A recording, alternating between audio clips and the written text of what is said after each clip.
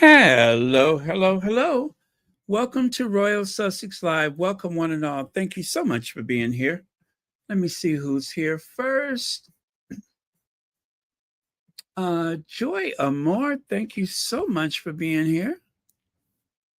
And let's see, Lydia Washington, and a whole bunch of other people. Anyway, thank you all so much for being here. All right. Let me see here. Plus, I don't think we'll be here more than an hour.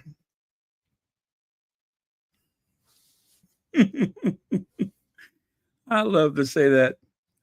Anyway, there's something about the Netflix deal that's ending. King Charles, projection, deflection. Yeah, you could say that about a lot of things when it comes to Harry and Meghan, right? And of course, England beat Spain and a bit of Archwell news. So let's get on with it, shall we? Ted Sarandos, one of my favorite people. Wow, that looks just like my living room. If it was tastefully decorated, and if I had a television that was suspended on the wall, that looked just like my place. Wow, that is beautiful, isn't it? Movie night, movie night. So, well.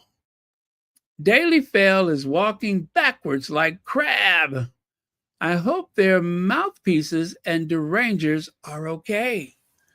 Anyways, I am going to wait for Meghan Sussex's word. Words. Her words. But in the meantime, can we quote Ted? If you don't mind, I'd like to quote him again. So he said, and I quote, okay, there we go. He said, Meghan is underestimated in terms of her influence on culture. When we dropped the trailer for a Harry and Meghan doc series, everything on the screen was dissected in the press for days. Shoes she was wearing sold out all over the world. Hermes blanket that was on a chair behind her sold out everywhere in the world. People are fascinated with Meghan Markle. She and Harry are overly dismissed. And that's Ted Sarandos. Despite tabloids' claim, Netflix co-CEO calls Meghan Markle a smart investment for the streaming platform. Okay? And yes, I know it's Meghan Sussex, but I'm just looking at it the way it's written there. I know that drives some people crazy, but as always, no disrespect from me. Hello, Ozell. It's been a while. So glad to see you here.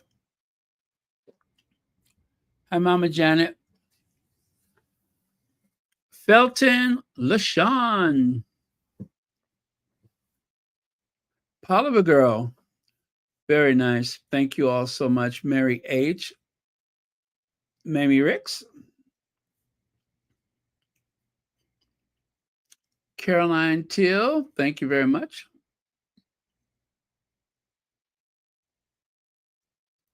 The Ultimate TV. Sure is. Okay. So, this was actually in page 6. Meghan Markle's exclusive $100 million Netflix deal is done, but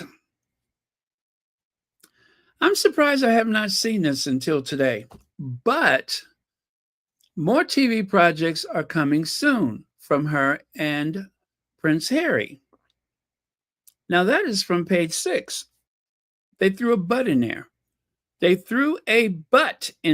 But more TV projects are coming soon from her and Prince Harry. The thing is, as per usual, I don't really have any other word to use but abusive.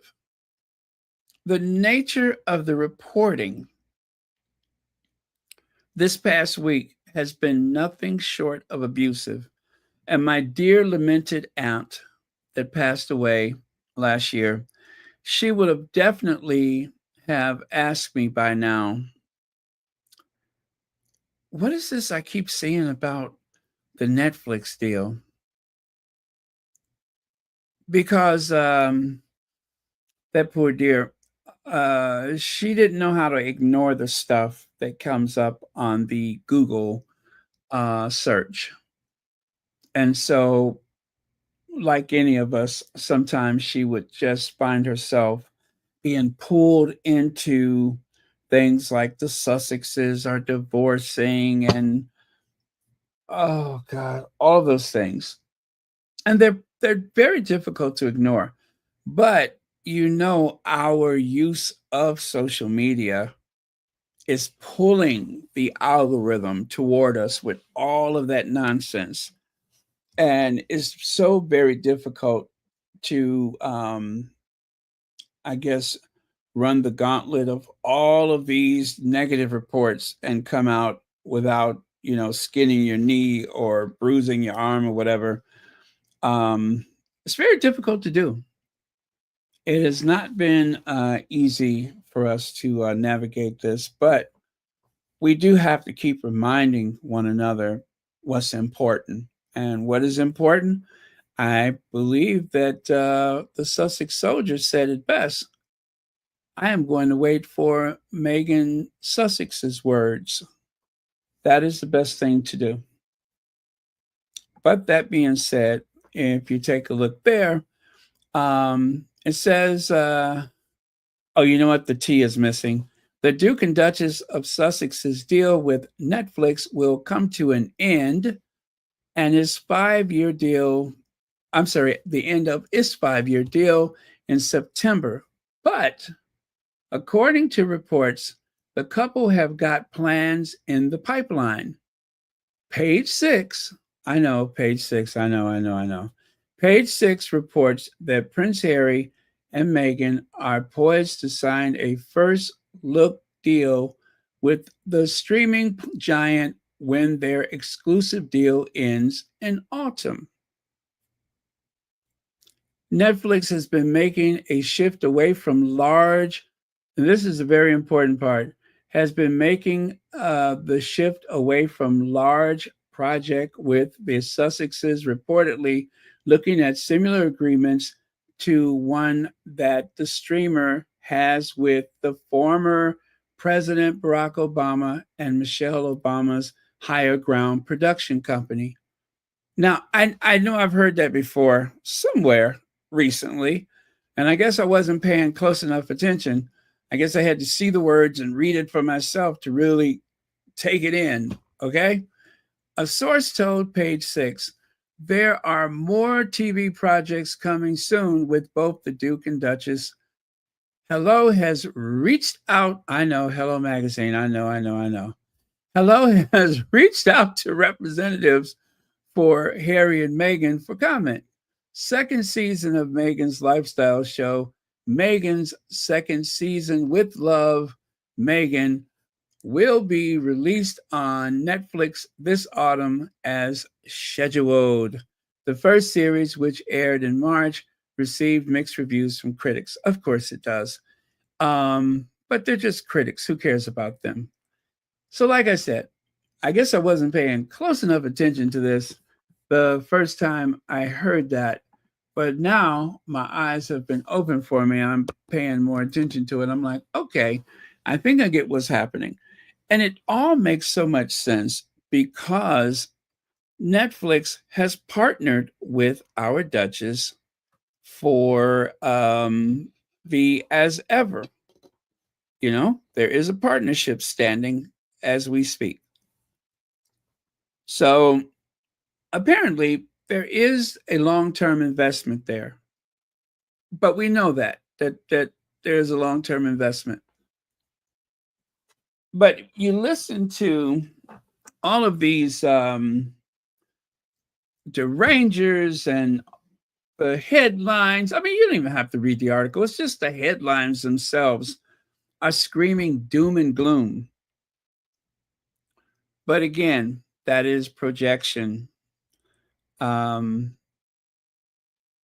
I would say the monarchy took a pretty tough blow in the past week with yet another vacation for the Cambridges, and also with Charles III being dubbed a bully. I mean, someone literally walked up well, not walked up, he walked up into someone's face and they just flat out referred to him as well. Let me play that video again just in case anybody has missed it.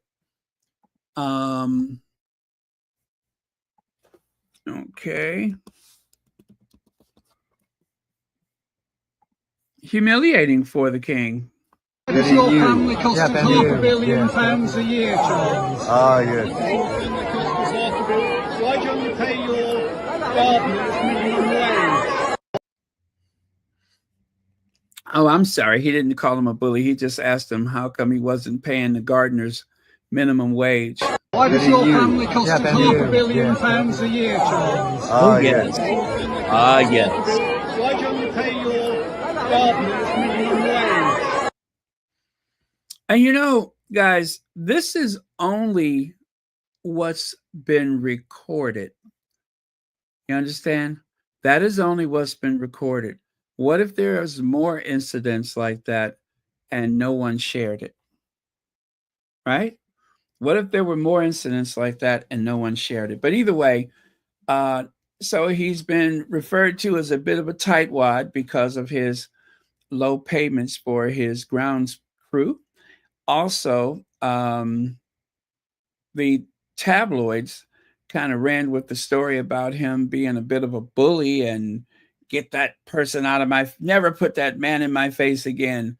I mean, come on. They make such a big deal about the revolving door in Montecito, but Charles' beloved Highgrove, they can't keep people there. Right? Highgrove lost what? Was it 12 people in like a year or something like that? It's like ever since he's become king, he has turned into a real royal pain. As much as he loves Highgrove, he wants them to go around and take tweezers and pick anything they can find that looks like a weed out of the lawn or garden or whatever.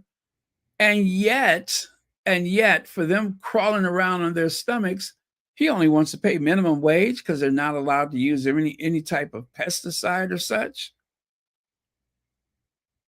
He fussed because there's a flower growing in the wrong direction or something like that. So, yeah, they have a lot to cover for. So I guess they decided, let's just get as much mileage as we can out of this whole business of the Netflix contract. A contract which is doing what contracts logically do. I don't know how you can fix your mouth to say that someone has been paid at least what we know of from reports that someone has been paid $100 million. Right? That's what, $200 million a year for the life of the contract? I'm sorry, 20, what am I saying, 200? $20 million dollars a year for the life of the contract. And somehow they're losing. Even if they had to go and negotiate something else, someplace else, which, by the way, having a new contract, if there has been anybody waiting in the wings saying, you know, I would like for you to work with us and there's no exclusivity with whatever is coming next. Like, for instance, Tyler Perry isn't stuck with any one network. He go wherever he wants to go. So, like they said, let me look at that part again.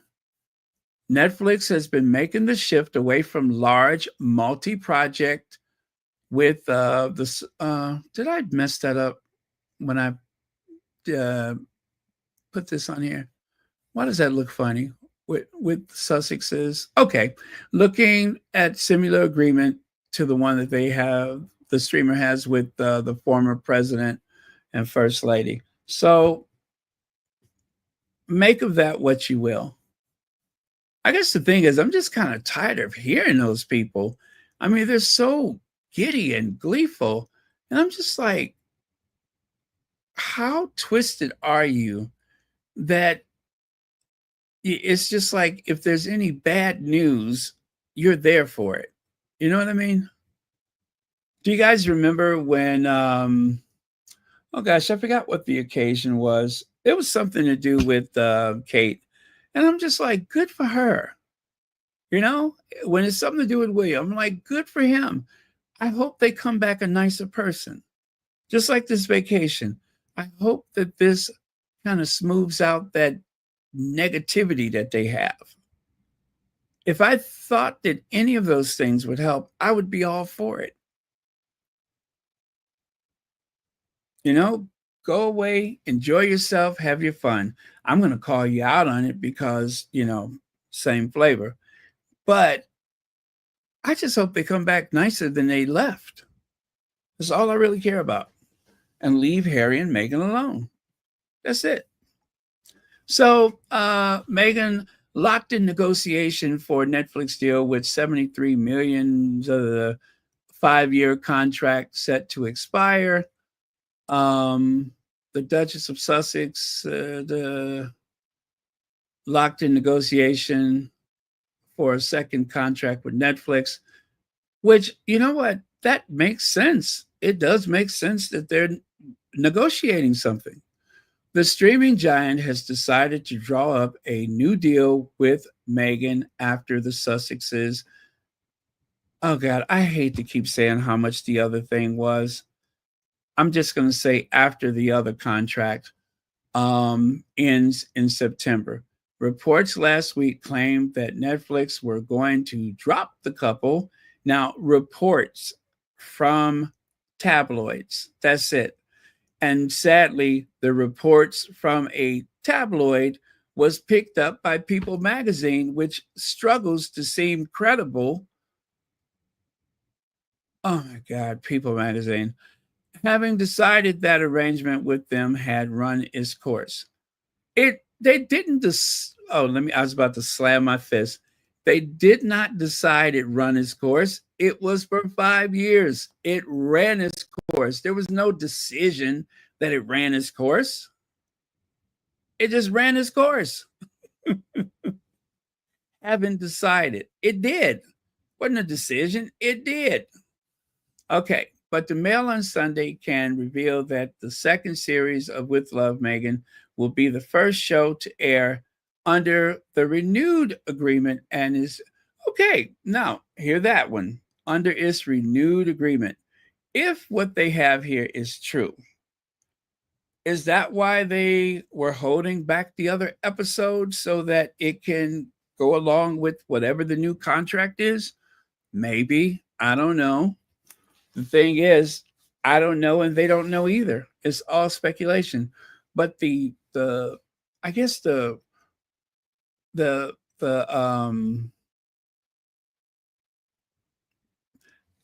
I'm blown away at how certain that all of those people that we've been seeing popping up here, there, and everywhere, how certain they are of themselves and their well, this information comes from a broad range of people in different is that I guess is that like supposed to mean you're making up crap and that's the best way you can describe it? And I'm making this up. Oh my goodness. I just, it's not that I believe them. It's just I was tired of hearing it. I'm like, Ain't y'all got nothing else?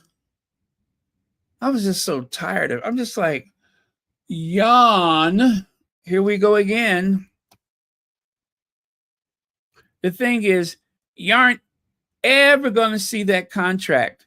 You aren't ever going to. You aren't ever going to know what's in it either. Okay? You aren't. You aren't ever going to see that contract. You aren't ever going to know what was in it. That is confidential. All they have is speculation. Their best guess is probably the worst thing in the world. So they know about as much as we do. And it will remain that way, I can assure you. It will remain that way. Oh, well. That being said, I'm going to go here because this was the still shots that they shared with us from the docuseries. And I just kind of came across these while I was setting up today. And I was just like, I love these photos. You know what I really love about this one? His brother is not in it. That's what I love about that one. And that one. And that one. See there? Do you guys see a snapper turtle? No snapper turtles, right? That means his brother's not in there. And that one.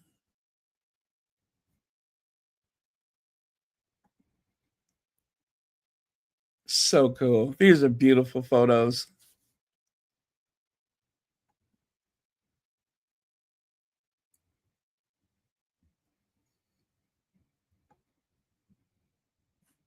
And I especially love this one. I especially love that one. And of course, that is the poster for the docuseries, the most successful that they've ever had on Netflix. Now, I want to take a look at some of your comments here before I go on to the next thing.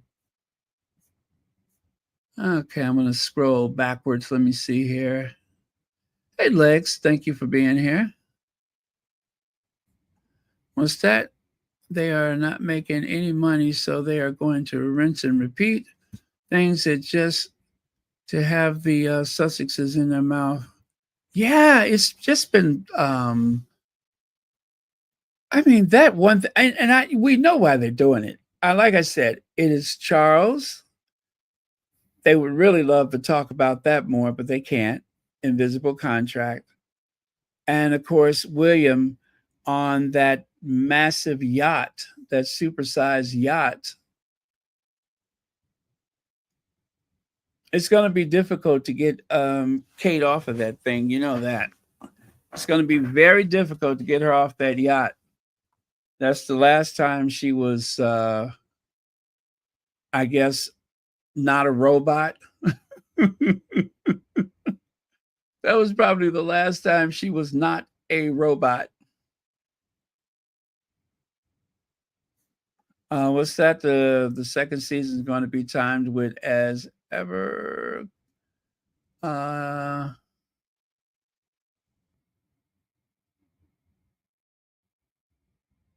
yeah, that makes sense.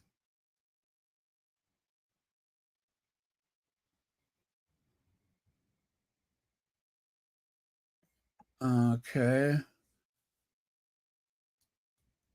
Just trying to slam Meghan on the hand and. Okay.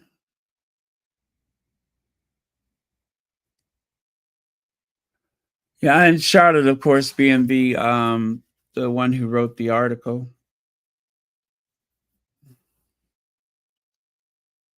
Yeah.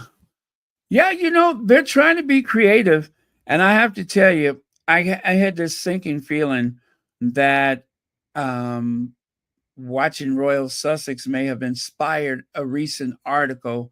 I literally had to go through it. When I saw the headline, I'm just like, oh God, is that Was this something I said? Because I was looking to see if they had mentioned Royal Sussex, and thank God they didn't. But I'm always looking for that.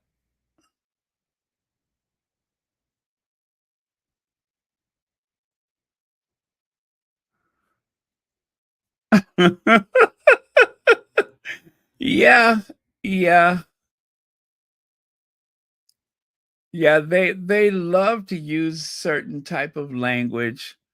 Bomb blast. What is that when they describe the interview? That no, Harry's oh gosh, bombshell. That's it. The bombshell interview. Um, oh my goodness, I can't think of them offhand, but there are a few words that they use. Like yesterday, what was the one? Acidic, acid tongue, or something like that. Okay,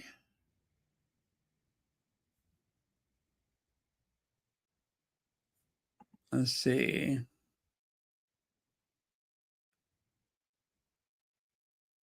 Oh, okay. Okay, thank you, sharing us.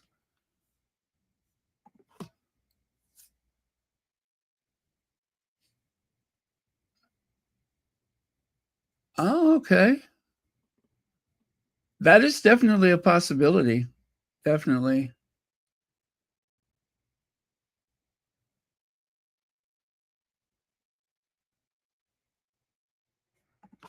What's that? Uh, Someone said that about the net here first. Okay.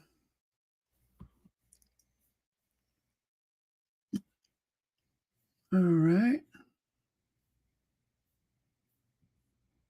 Oh, okay. Let me see. What do we have here? Ozell Dunlap has asked for prayer.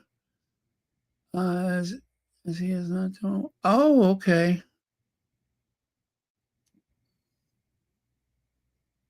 Oh my goodness. Oliver girl. So Ozell Dunlap has asked for prayers as he is not doing well. And Poliva Girl shares her mother's recent transition. Let's pray for yes, yes, you guys. Thank you, Lydia Washington. Yes, absolutely. Absolutely. Yes. Get your prayers up, you guys. Get your prayers up.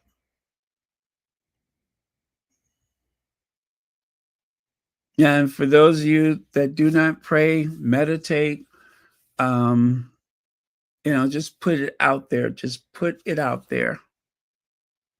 Um, One thing that I thought was very sweet is that one of the squatties that I spoke to has included um, a few people that have been fighting cancer on her prayer list. And she says their name very loudly when she prays. She calls out their name, which I thought was just absolutely beautiful. So, just so you know, you guys, I know at least one person who is seriously praying for you guys every morning, every morning. So, um, and I think that's a beautiful thing. But okay, thank you again, Lydia Washington. I'm going to scroll back to the very last comment. Oh, thank you very much, Felton LaShawn.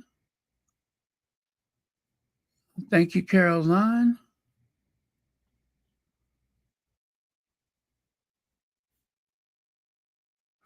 Oh, thank you so much. Oh, you're having issues with your iPad.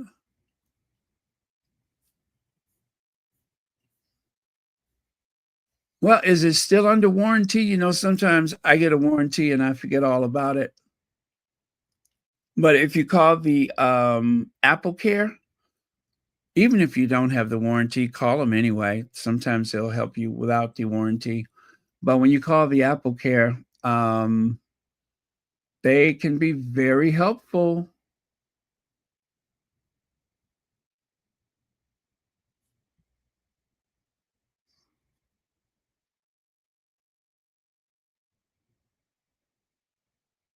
Okay.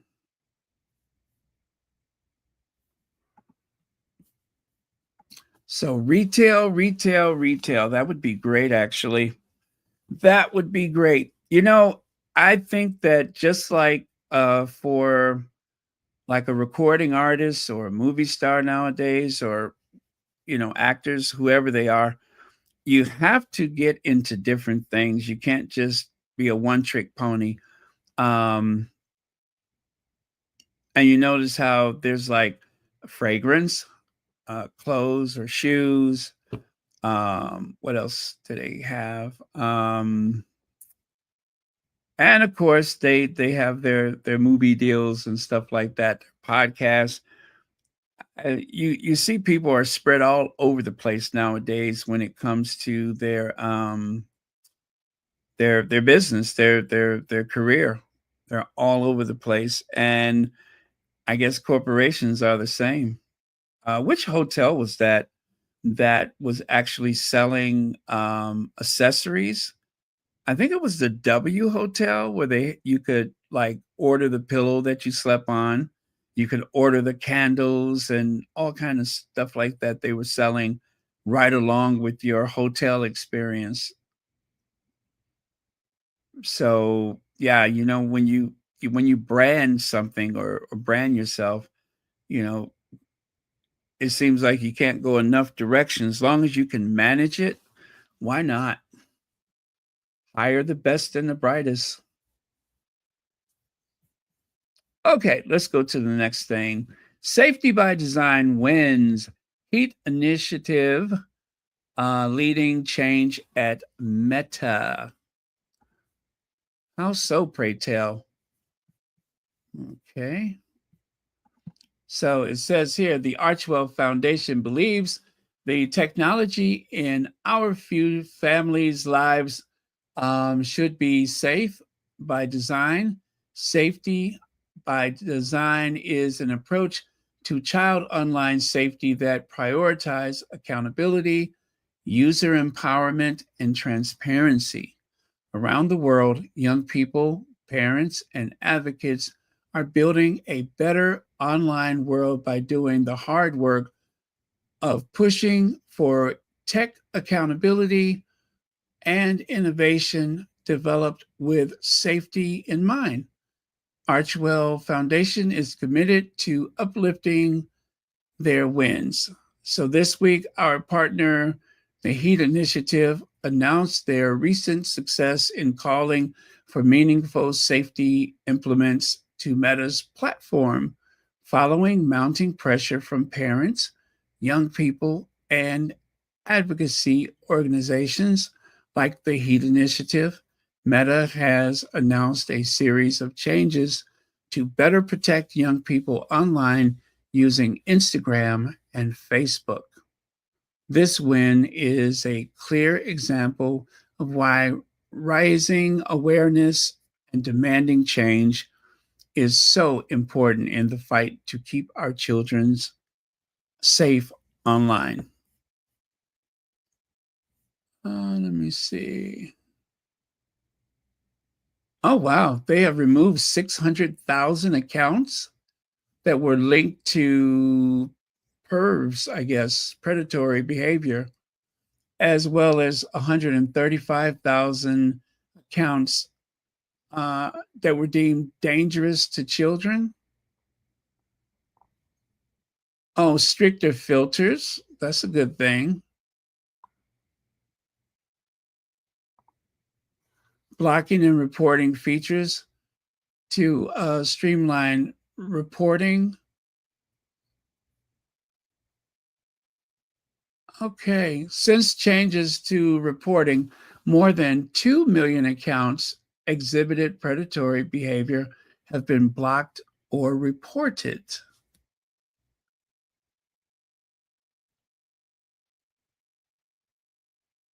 Huh. Well, that's a good thing. Hopefully, advertisers and shareholders agree, if not, insist that Meta should proactively ensure no one's aiming to harm children should be able to have even one, let alone hundreds of thousands meta accounts helping them to do their bidding. Yeah, I mean, it's, you don't have to prove anything to anybody to open these accounts. Anyway, Archwell Foundation applauds the vital work, Heat Initiative, and all advocates in the tech accountability space do to ensure Meta and all online spaces are safe for children. Their work is helping us build a better online world for tomorrow. Um, I don't, I this week I got a spam call. It didn't come up as spam, but it did come up as out of state. So I just said, okay, let me answer it. And then I find out, of course, that it was somebody trying to sell something. And when I said what I said, they hung up. So I called the number back. I called the number back. And when I called back, it was actually someone else's home or mobile number or whatever. And I just know for certain that this person, because the person that I spoke to first sounded like they were in a call center in India. The person I spoke to after that sounds like someone, um, you know, from Tennessee or from down south, or you know what I'm saying? It was a huge space in between their accents. And I'm like, I'm so sorry. No one called me from this number, right? Of course, he said no. I said, okay, I'm sorry. I won't bother you again. But they can mask their number from a call center in India to look like it comes from your community. And surely there is something they could do about that, that they know that that call is not coming from here and that that phone number is just a clone. There's got to be a way they could do something about that, and they just won't. I mean, yes, you see the thing that says spam now, but it's not 100% effective. And they really should do something about that because it is so annoying. It's like at a certain hour, they just start calling you throughout the day. And I don't care what bill Congress passed, they still can't seem to get a handle on that. And I love those text messages. Hey, hey, do you want to meet tonight? I got a disease. Yes, I have a venereal disease. What time can you pick me up? Um, or when they're trying to sell me, like, what is it? If it has something to do with financial stuff, I say, I am independently wealthy and so attractive, it hurts your feelings. I don't need anything from you. I could assure you of that. I mean, I say the craziest stuff just to get those people to leave me alone. I guess I'm venting my frustration with them or something, but I'm just like, yo, please leave me alone. I don't need an extended warranty for my car. I just want to be left alone.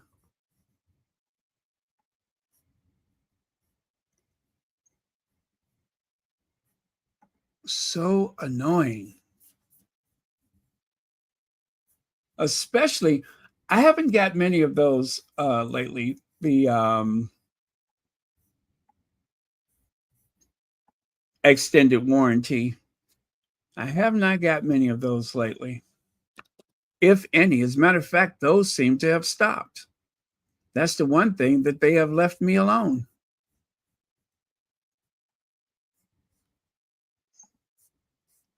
Of course, there's one thing that I have learned to live with, and that, of course, is the AARP.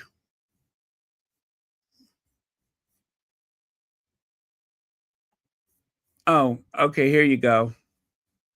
I don't know who you are, but if you keep calling me about my car's extended warranty, I will fine you. I'm going to try this one next. I am going to try this one next.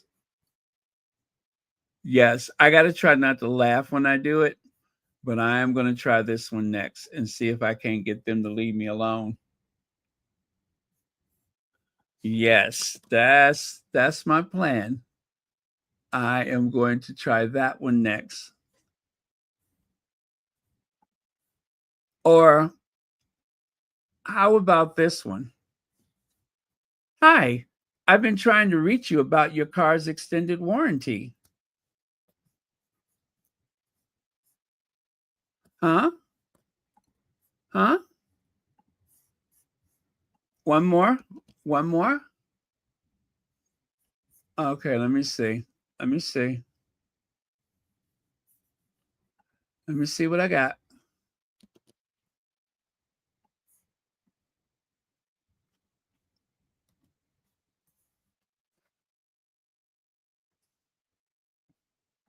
Oh, you mean to tell me they can reach you in outer space?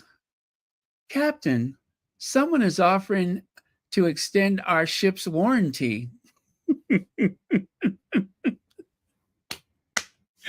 How about that one? Captain, someone is offering to extend our ship's warranty.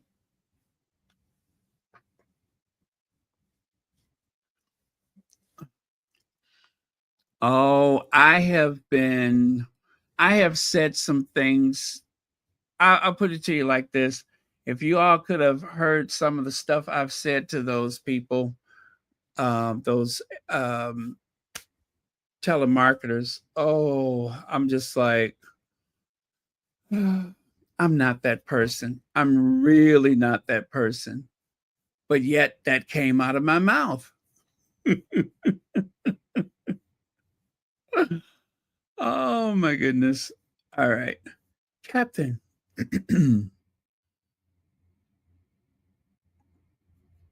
All right, let's get on with it then. So yesterday I promised that I would show you that thing that I saw as ever wine with the with love Meghan bag elite combo. Now, I don't know where this came from, but someone posted this yesterday and of course they put the caption, I want that. And as you can see, there is that attractive bag that comes with it. Oh, that would have been great.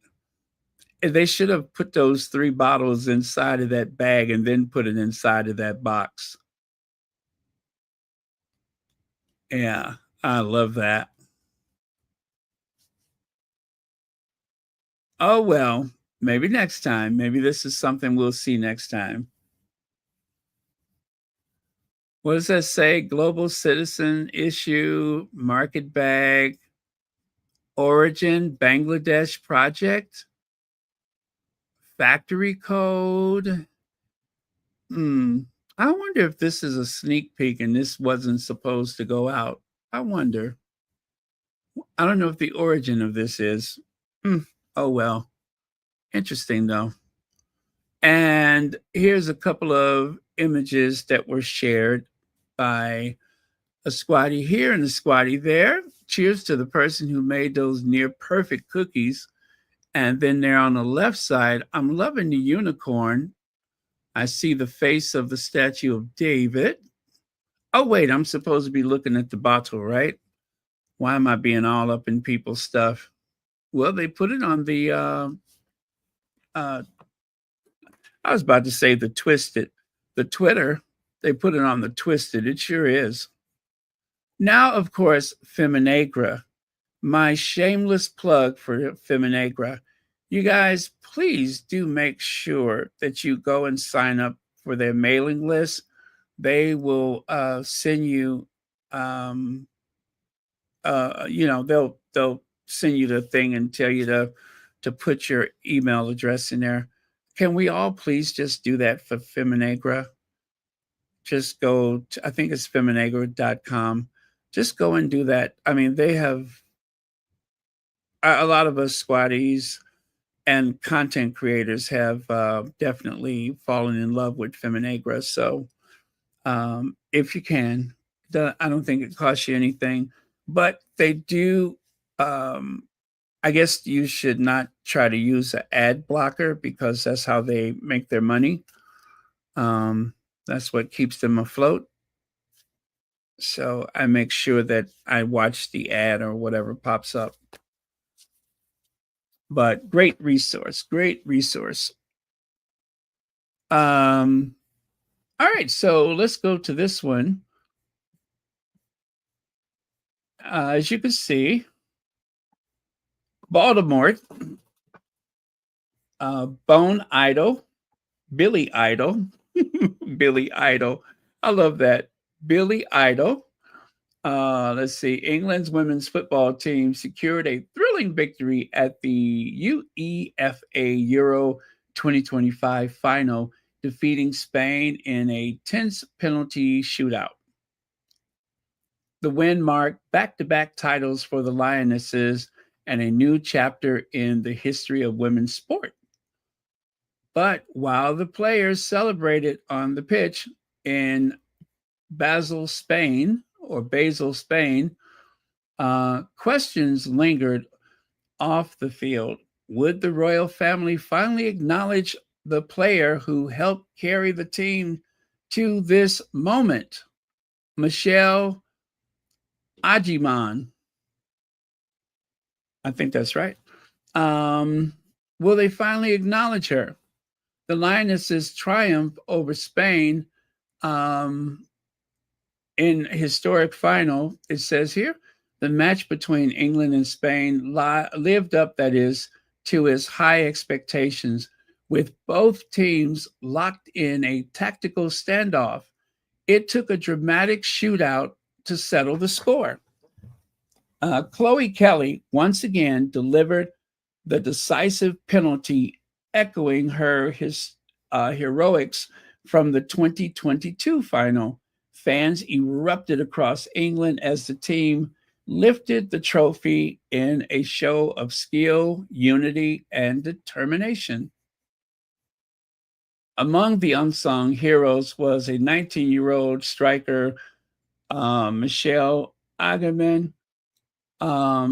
She scored the crucial equalizer in both quarterfinal and semifinal, keeping England's dream alive. Yet, even after her shootout performances, she remained largely invisible in official royal communications.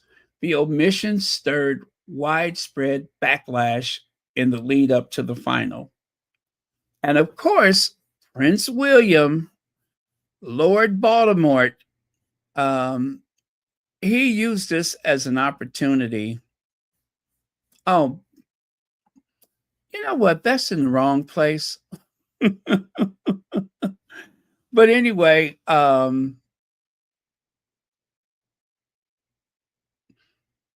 yeah, I love that. I did that myself, you guys. It's not AI, it's just a good old fashioned cut and paste. But that is my new vision for London, for the Palace of Westminster. That is my vision for the Palace of Westminster in the future. I think it looks good. It looks very mellow. As a matter of fact, it looks crisp. It has the taste of rock fruit. It also have notes of notes, and the color is really pretty too. So,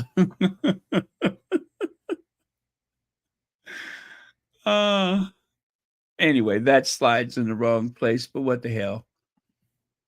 There we go. So Prince William attends final with Princess Charlotte. Prince William, the Prince of Wales, shook hands with Michelle after England's dramatic victory over Spain in the UEFA Women's Euro 2025 final at St. Jacob Park. The moment, captured in widely circulated Getty photo, seemed to acknowledge her contribution. Now, let me show you the moment. Uh-oh. Okay, now that's a little bit too far down the pecking order. Do I have it? Oh, yes, I do. It was this one right here. That was the moment where he put his finger in yet another black woman's face. He's got that bad, but I don't know. Maybe he can't help himself.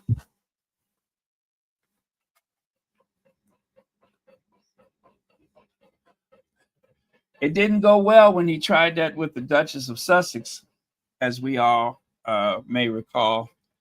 But I'm just saying, I'm not saying that he's being a colonizer. I'm just saying there he goes with his finger in another black woman's face. I don't know why he has that little tick. It's like he's got some kind of a tick or some kind of disorder.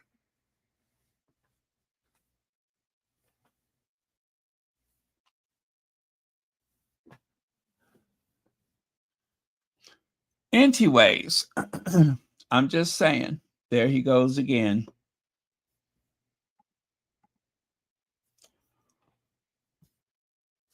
The official royal tribute still failed to name Agamemnon's, despite her saving goals that helped secure England's place in the final. Public reaction to Prince William and Princess Charlotte's appearance was largely positive, with many celebrating England's historic win.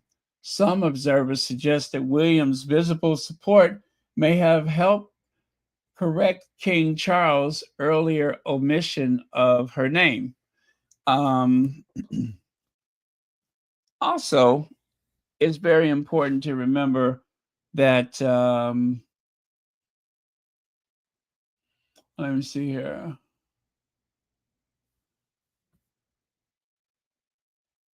At just 19, she was named Young Player of the Tournament and quickly became one of the defining figures of Euro 2025. Her rise marks the beginning of a legacy built on talent, resilience, and excellence, one that celebrates both her individual brilliance and the collective triumph of the lionesses, whose victory continues to inspire the next generation. And of course, they're speaking of Michelle Agamemnon.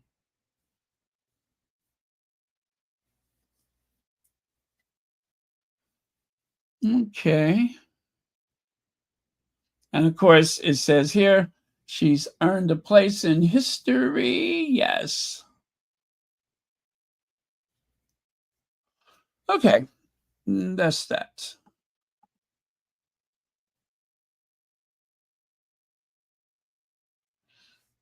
Mm, I don't know. That finger pointing, though, we're going to have to work on that. We're going to have to work on that, Willie. Yes, he had to take his daughter. We all know why, because he really screwed up last year. And this is what we were referring to. They left her out. Let me show you right there.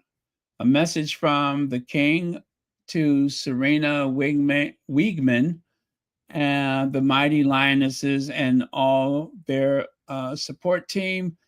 Well, they did not only did they not mention her, but if you look here on the right side, she's not even in the photo. That's the photo that was signed by Charles Rex, and she's not even mentioned. Oh, so they wouldn't boo. uh, but anyway, yeah, she just wasn't recognized by the royal family. As close as we get is William going out there to shake hands with her, as he shook hands with everyone else.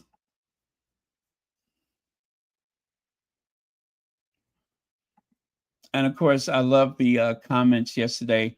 There's something quite white about your post.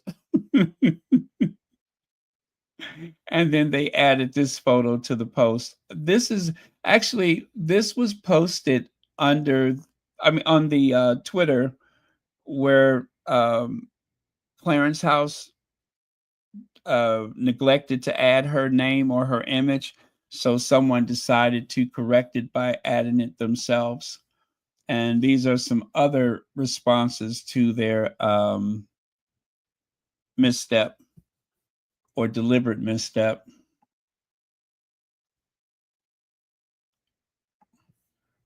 Scrounge. Now, so as you said, that he oh, let me post that at the top. Thank you, Lydia Washington. I've barely posted anything up at the top this week, have I? Okay, I've just pinned the message up there at the top. Thank you very much.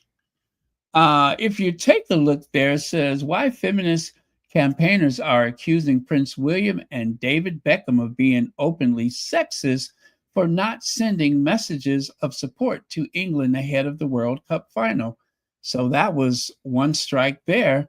And then also, if you recall, when he had a chance to go to, what was it, Australia? He didn't go, so he ended up making this video with his daughter. He didn't already used her before. Now he's used her again, using Princess Charlotte as PR shield to deflect from backlash of deplorable decision not to support the lionesses in person as FA president is stereotypically sexist and patriarchal, brings out cute young daughter instead. Prince William seriously lacks good sense. Good luck tomorrow, lionesses. That's all they said. Good luck tomorrow, instead of hopping on the plane and going there himself.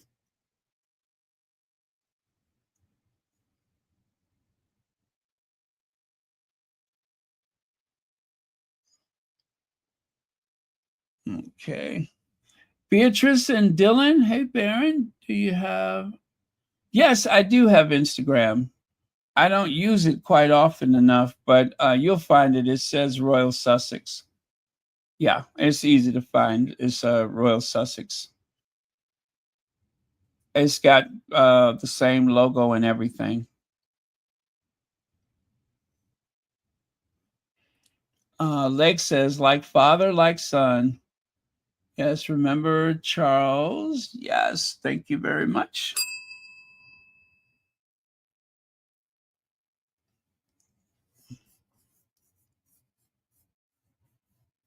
All right. And so there's William.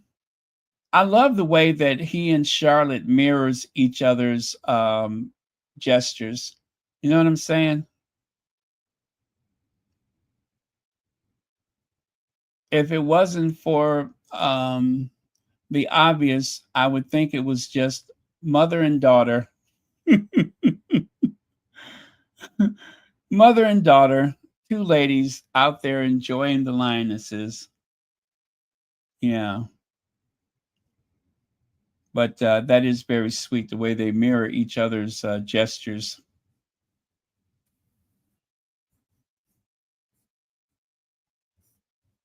And of course, take a Royal Air Force jet. I really do think they tried to arrive as discreetly as possible. As you can see, this person really had to do some acrobatics to take that photo. They really had to do some twisting and turning and peering through equipment to get that photo. I don't think that was meant to happen.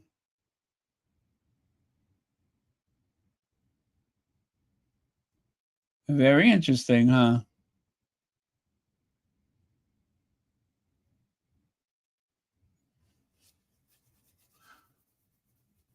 Any reason that he couldn't have gone commercial?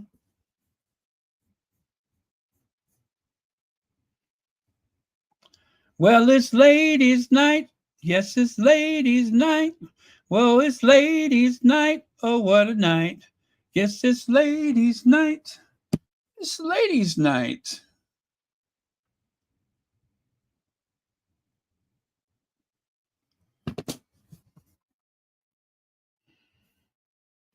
In the last 2 weeks, Billy Idol's schedule: the 9th of July, football; 11th, polo; 13th, tennis. And that was before his holiday started. Are you beginning to think it was all a scam? Update: in the last 3 weeks, Billy Idol: football, polo, tennis, and on the 27th of July, football. Well, thank you, Not My King. I hadn't thought about it before, but I am picking up what you're putting down. What a life of leisure. Really. You know, his father and his stepmother, they went to go and greet the horses and I don't know, feed some hogs or pet the lambs or whatever they were doing. And him, he's just going from one sports event to the next. What a charmed existence.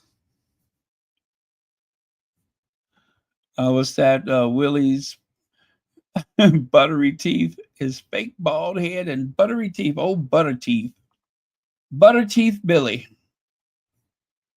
Now, Meghan Markle left a trail of evidence so she could hijack the narrative following that word I don't like to use, um, royal author claims. Now, I decided to do this like this. I'm not even going to go through the article because I promise you it's rinse and repeat. But I want you to just examine the photos. Let's start at the top and go left to right. That photo of Harry and Meghan looking concerned about what they've just done. And then Meghan, I guess, confronting the royal family about the baby's skin color. And then, of course, they said that she was banned from the cover of British Vogue by Anna Wintour.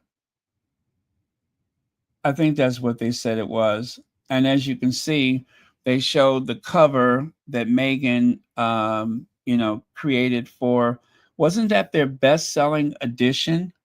Would you ban someone who has given you your best-selling edition of British Vogue? Why should we believe that? Huh, interesting.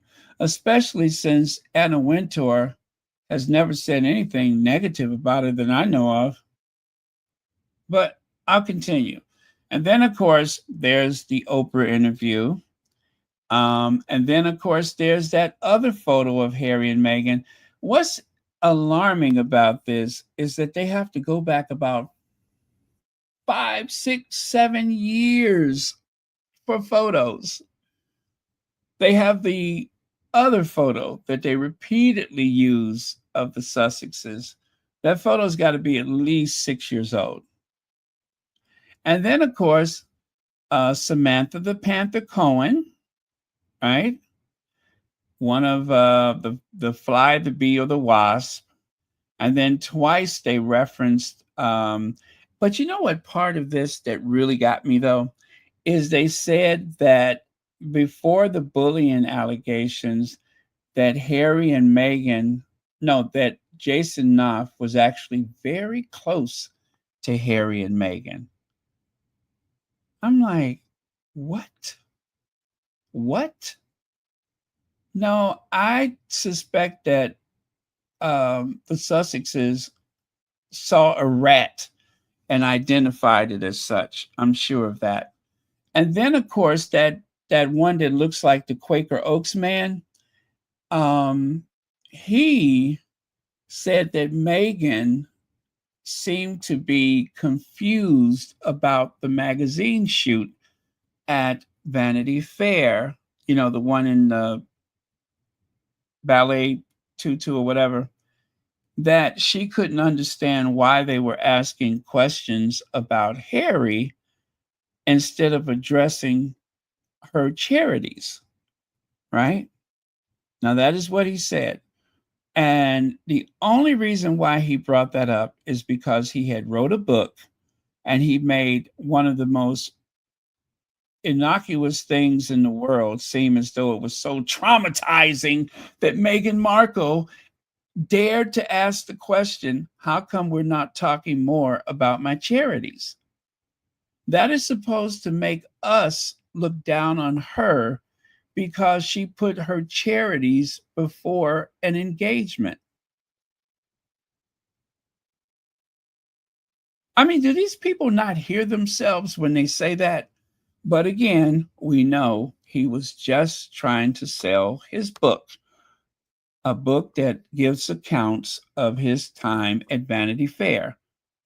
And the only thing that they deemed interesting for all the years at Vanity Fair was Meghan, once again, Meghan asking about her charities. How come we cannot focus more on my charity work and less about Prince Harry?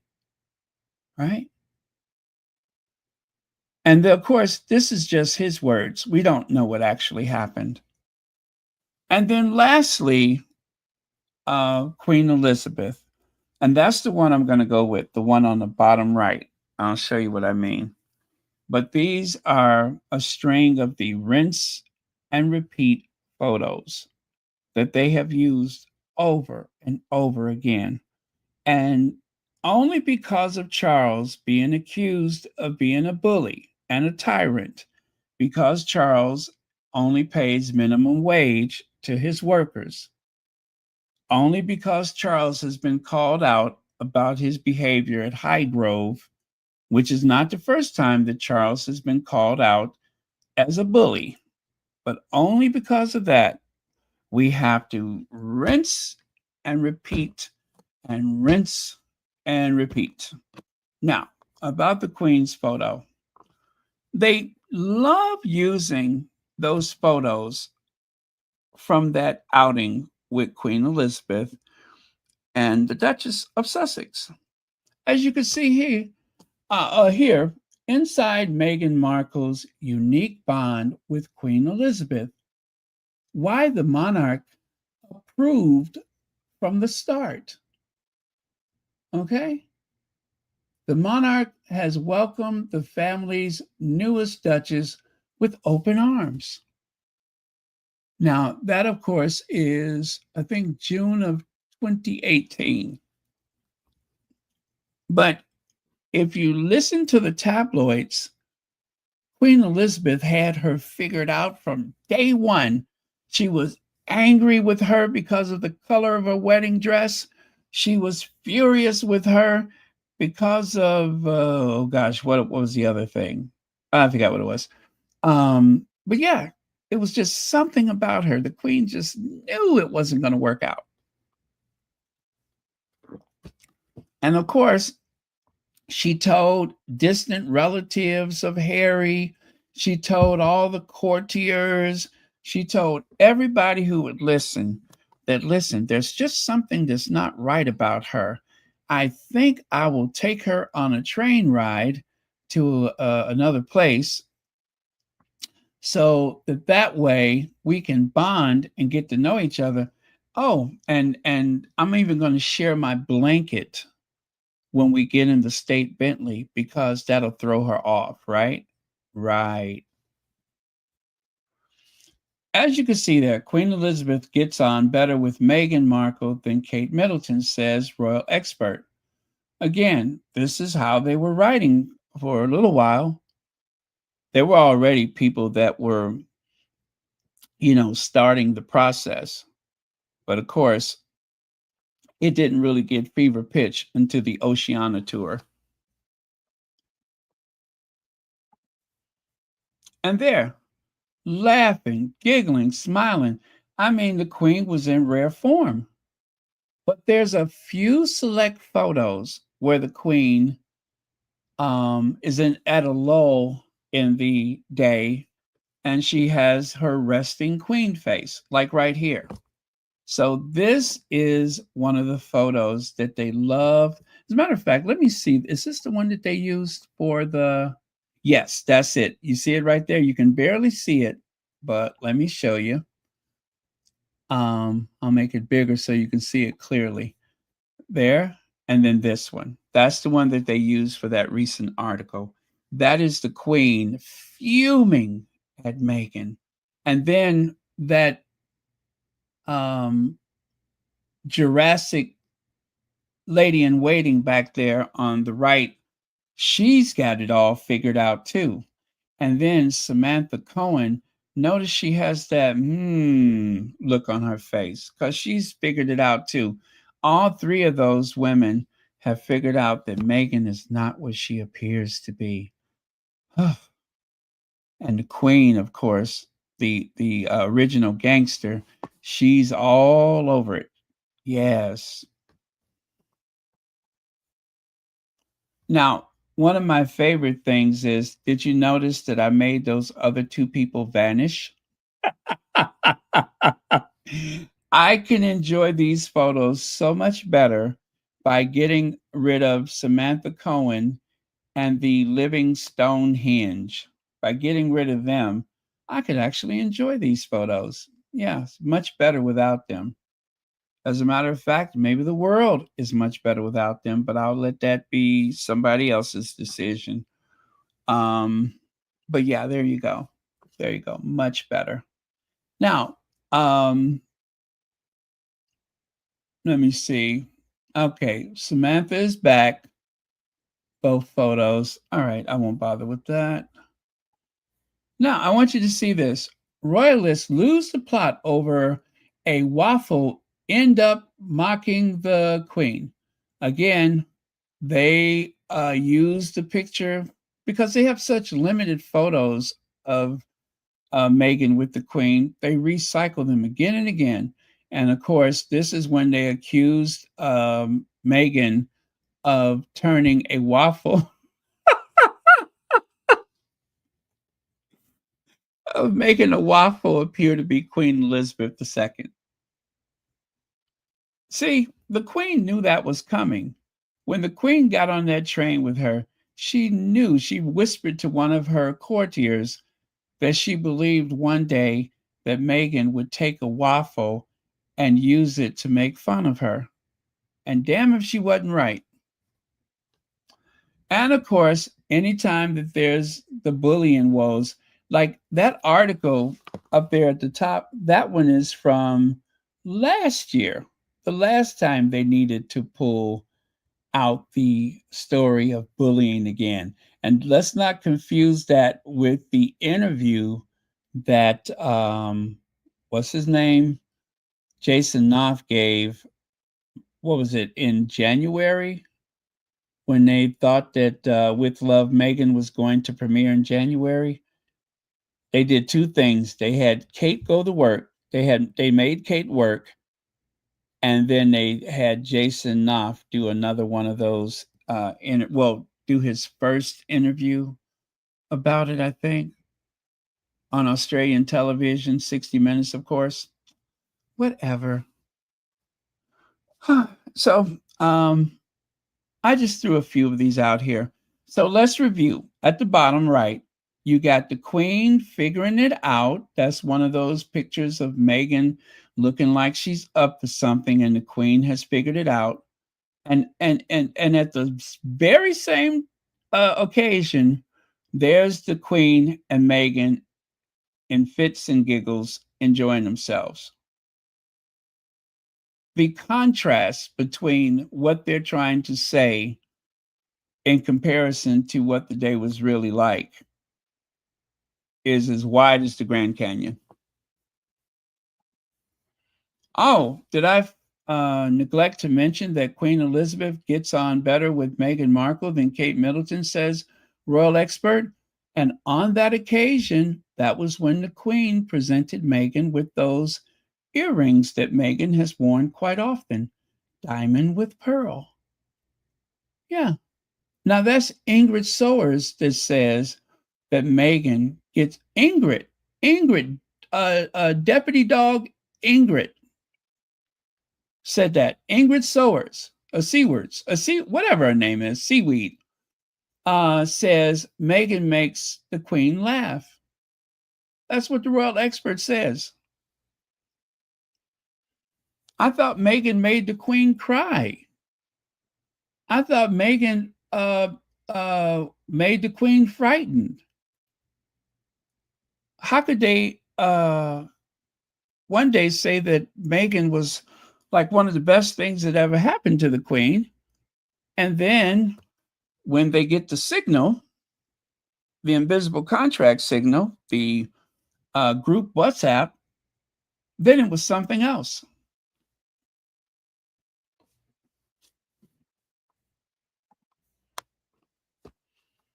Oh, did they use that occasion to wish Meghan happy birthday? Yes, as a matter of fact, they did. Wishing the Duchess of Sussex, let's see, very happy birthday today. There you go. Obviously, that occasion meant something to the Queen because that's what they use to wish her happy birthday, as well as the Cambridges and Clarence House.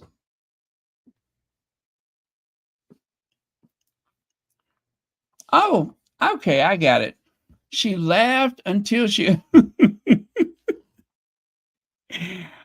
Okay, that explains it. I was just wondering how they were able to make that big leap from a joyous occasion to one of tears, but okay, I get it. Is he there? That is the photo that was selected. And they made sure that the Queen was in the photo. How about that? Obviously, the Queen felt very good about Meghan and had them add that to the photo. And lastly, I'm going to share this one again. As you can see, this is one of their favorites when they're trying to send the message that the Queen had it all figured out. Even on the wedding day, the Queen had her second thoughts. She had her doubts. She knew that Meghan just wasn't the right person. But then again, I guess she felt the same way about her own granddaughter, her own blood relative, because on both occasions, there she is with that resting queen face.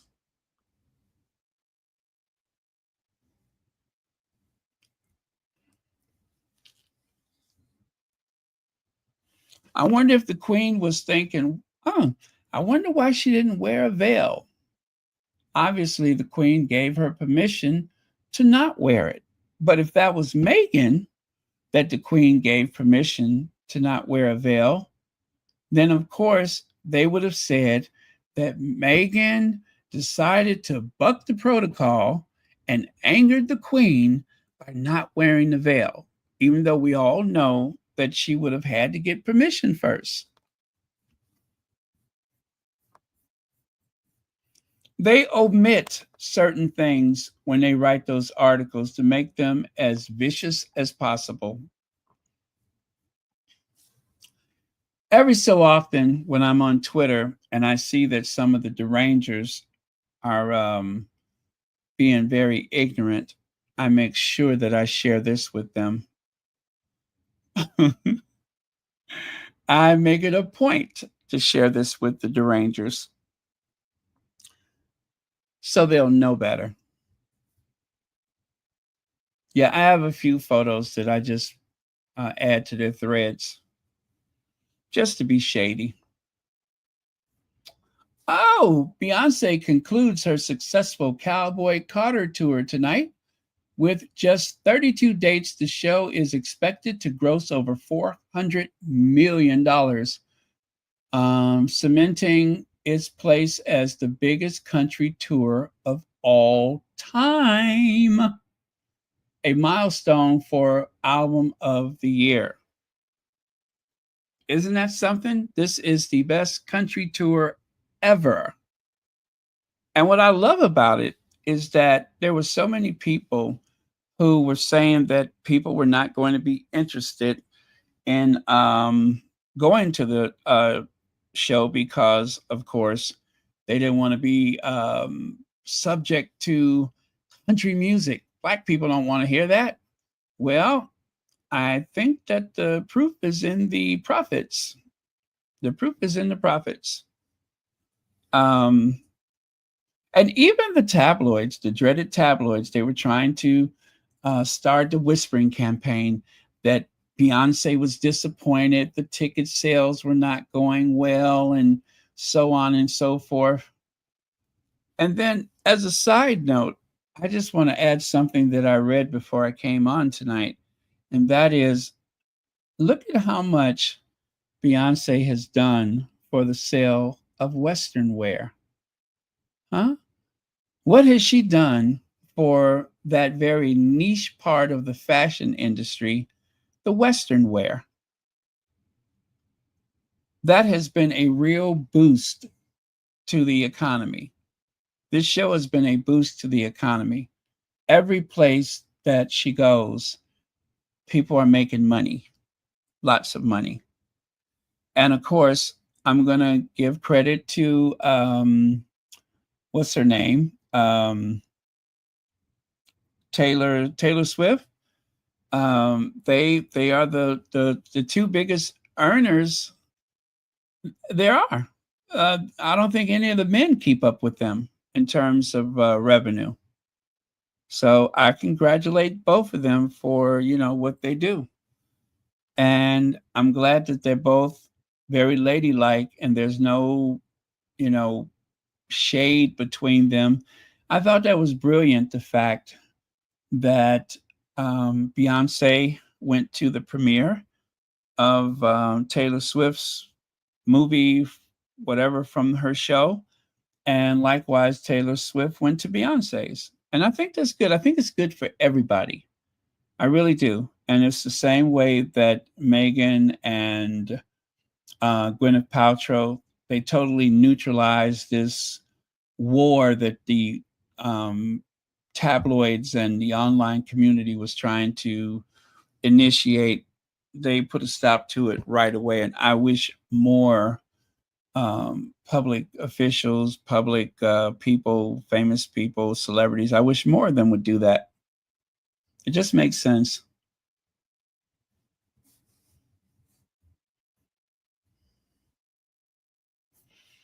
Yeah, there you go. Black people created country music in the first place. So did black people create rock and roll, which is part of her third of her albums. Okay. Oh, okay. They're in sequence. We'll start that tour in 2026. Oh, thank you so much for that.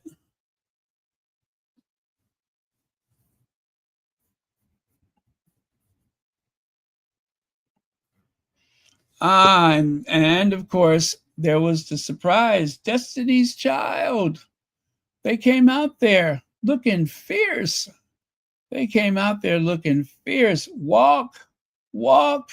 You better walk. So, yeah, that was great. That was great. And check it out 2001 and, of course, 2025. Has it really been that long? Has it really been that long? My goodness. That is incredible. And they look fantastic still. And I believe they said they were holding hands. Um, or did I see that? I think I saw them holding hands when they left the stage.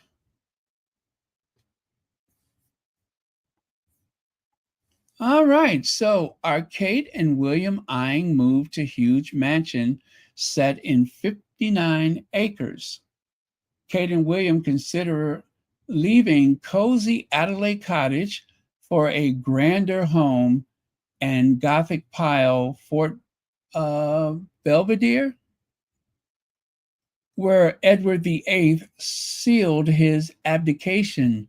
Ticks are all boxed. Ticks all the ticks all their boxes. Yes, I couldn't believe it. I'm like, are you serious? Are you serious? They are going to give up Adelaide Cottage, which I don't think William was living there anyway, and they're going to move to this 18th century castle that you see on the right side. A Gothic castle with all the trimmings.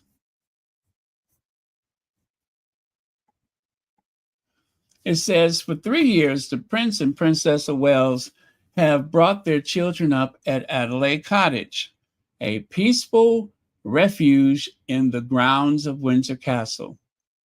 But the cozy 4-bedroom house, which is relatively modest by royal standards, was never going to be their forever home for William, Kate, Princes George and Louis, and Princess Charlotte.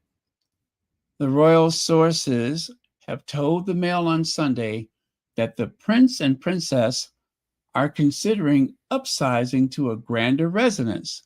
I wonder if this is because they couldn't get the other one out of Royal Lodge. Is this because they couldn't get him out of Royal Lodge?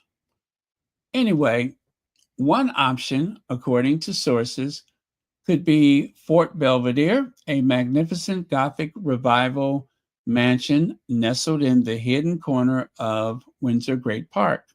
Built in the 18th century, Fort Belvedere became the favorite home of Edward VIII, who lived there before he became monarch and after he abdicated to marry Wallis Simpson.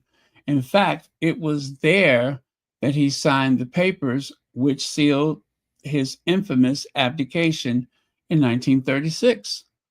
The sprawling Grade 2 listed property is set in 59 acres of grounds and has an outdoor swimming pool and tennis court, which sources say is particularly appealing for Kate and Charlotte, both of whom are enthusiasts. Oh, okay. Well, instead of building a tennis court, they'll just move to another house. I hear people do that all the time. So, after I saw that, I was just like, why does this remind me of an article? And I went and dug through my archives, and there it is. How many more homes can the slimmed down royals justify? At a time of exploding cost of living crisis affecting working families up and down the country, having 3 royal residents looks clumsy, insensitive, writes Richard Kay. You have Adelaide Cottage, Anmer Hall, the home where they had to evict the family that was already living there. They evicted them for the sake of those two.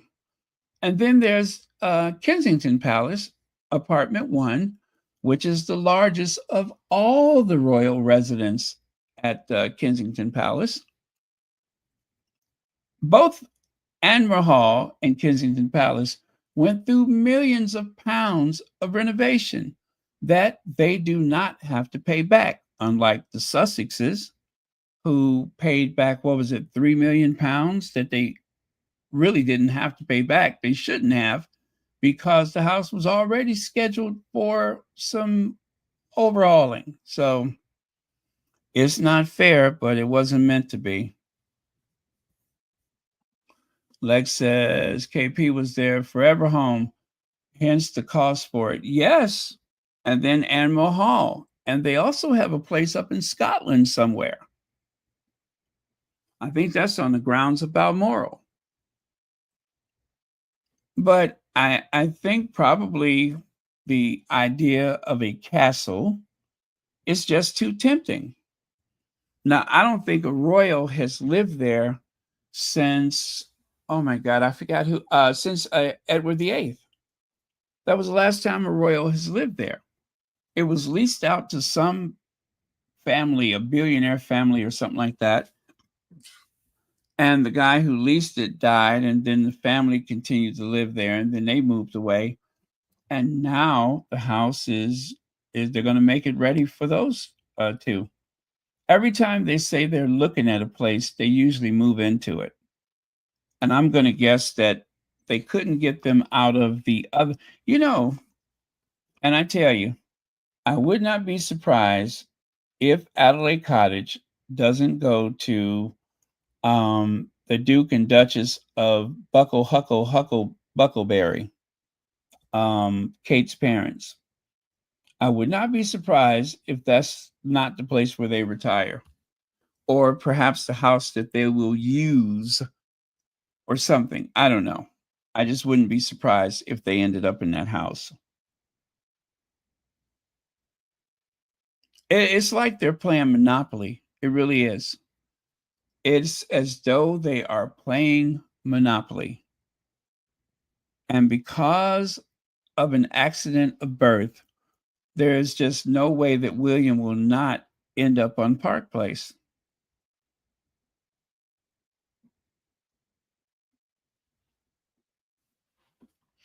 Anyway, that's all I have for tonight. I am done, believe it or not. Um, I'm going to take a look at a few of your comments and then I will say good night to you or good morning. William gets a new house. Wasn't he supposed to get homes for the homeless?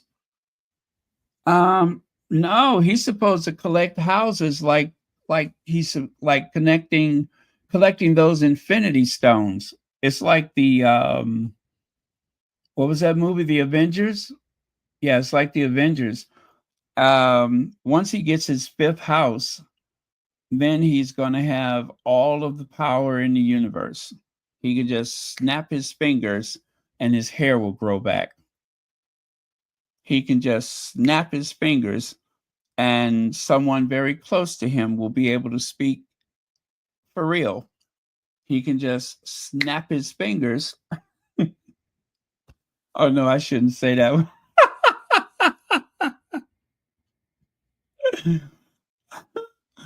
But you know what he wants desperately.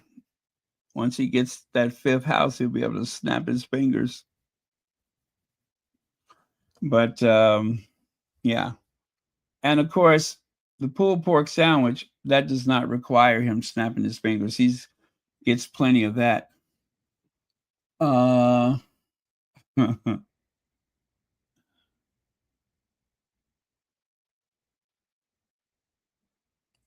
the 3 million was for the lot. I guess that was the new home.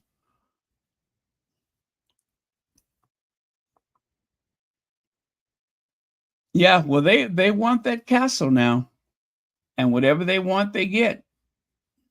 And if I'm correct, I believe Charles does not want William to end up at Highgrove. I think Highgrove may become a tourist attraction when Charles is gone. I mean, I know they go there now, but I think it's going to be, even more of it open to the public um, for however long. But yeah, I don't think William is at all interested in the Highgrove. Um, and I don't think Charles wants him to fool around with Highgrove. Charles is like they say, arranging for the perpetual care of the house that it will maintain his standards forever.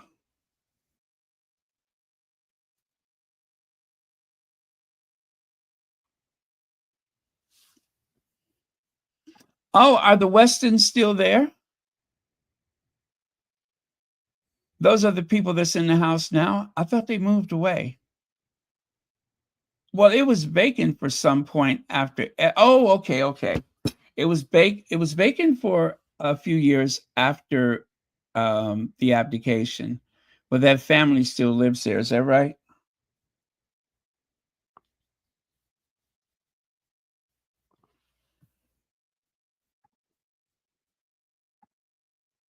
But honestly, I don't know how they get away with this. I really don't know how they get away with this. Let me see.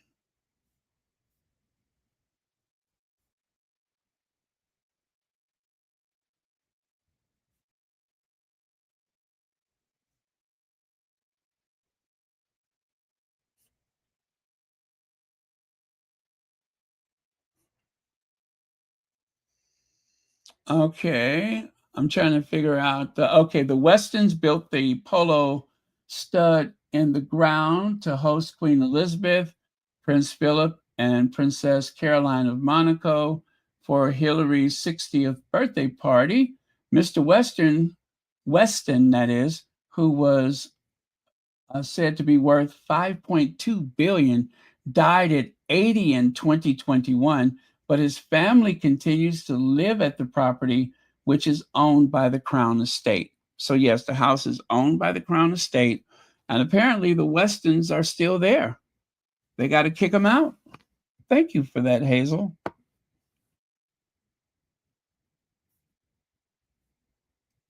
Thank you, Beverly McCaskill.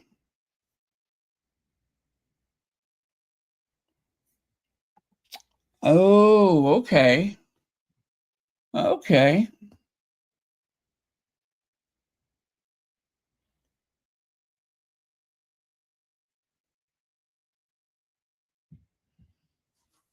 All right. Well, it must be nice to just, sit there and say, you know what? I think I'll move to this residence or that residence. Now, I don't remember how many properties there are in the Royals portfolio, but with all the cottages that are attached to those properties, I don't know how many homes they have. I think they have like 22 properties, right? But just like with the Great Windsor Park, you got, I didn't even know this castle exists.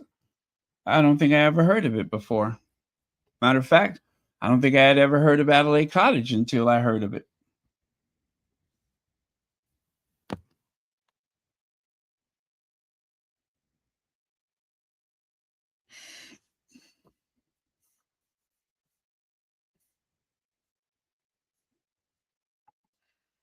The husband died. They made major improvements. Polo stud, enlarged the lake, etc. Okay.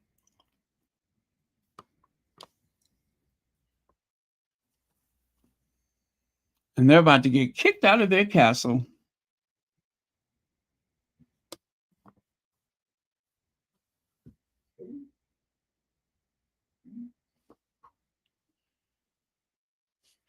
Oh, that's right.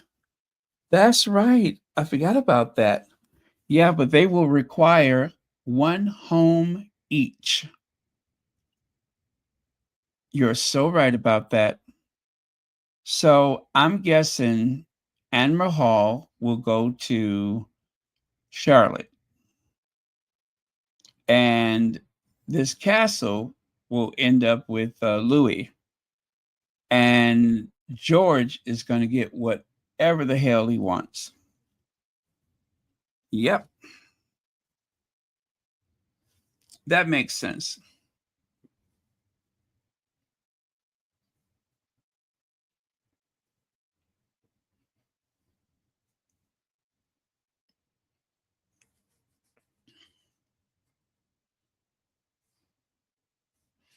Okay, you guys, I'm going to call it a night. Thank you so much. Thank you, moderators, for keeping this a very safe space. And thank you to everyone who has a membership. Remember, memberships are a bargain at just $4.99. For the price of a cup of coffee once a month, you can help support Royal Sussex.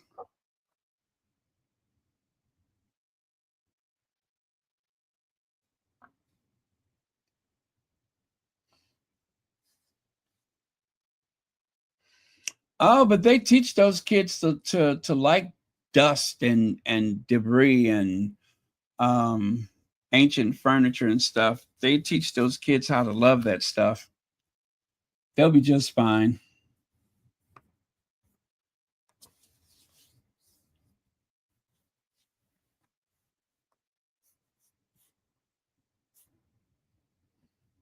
I remember Harry described the shock of seeing Kate and William's apartment for the first time. Took a look around at it, took a measure of it, and thought about that cottage that he lived in.